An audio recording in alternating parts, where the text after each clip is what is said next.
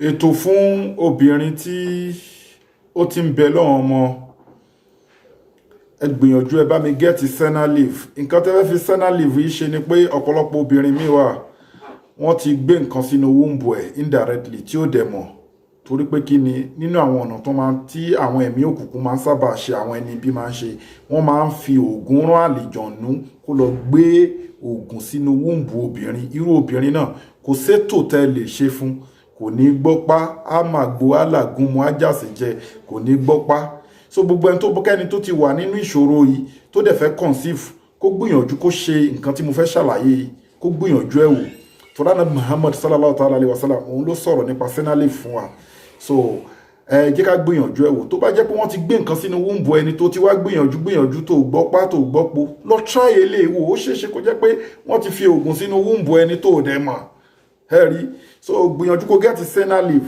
Àmọ́ síwájú kó tó ṣiṣẹ́ yìí nǹkan tó bá lágbára fi sákàǹtì àwọn ọmọ aláìní. Account number ní fáwọn aláìní 0123 214254. Account number fáwọn aláìní 0123 214254. Global Dahiratu Dhikrlahi Islamic Organization, Wema Bank of Nigeria.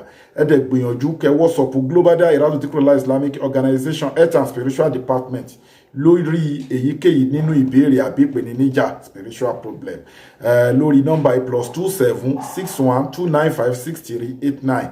lẹ́ẹ̀kan sí ẹ WhatsApp wa lórí +27 61 295 6389.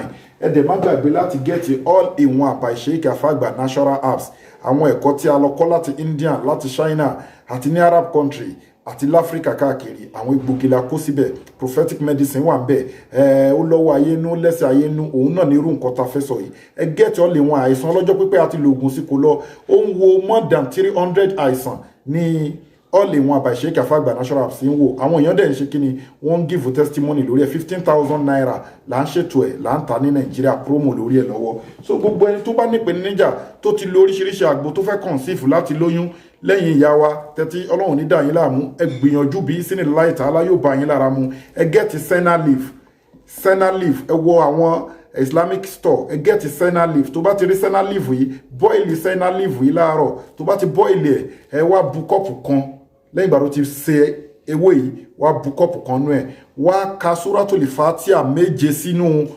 omi àgbo yẹn, wá mú láàárọ̀, máa ṣe lójoojúmọ́. Kó dẹ̀ gbìyànjú nǹkan tó bá lágbára kó máa fi ṣètọrẹ àánú bí sinillahi. Gbogbo nǹkan tó bá wù kán gbé sínú ilé ọmọ ẹ̀ á flush dànù. Àwọn ètò tó bá tún wá ń lò á lè wà effective, á lè ṣiṣẹ́ bí sinillahi ta'ala. Èmi ò tán ẹ o, mi tán ẹ o, tọrọ lè bí sọ o. Ọlọ́run á gbàdúrà wa. Massalamu wa ila liqa'i.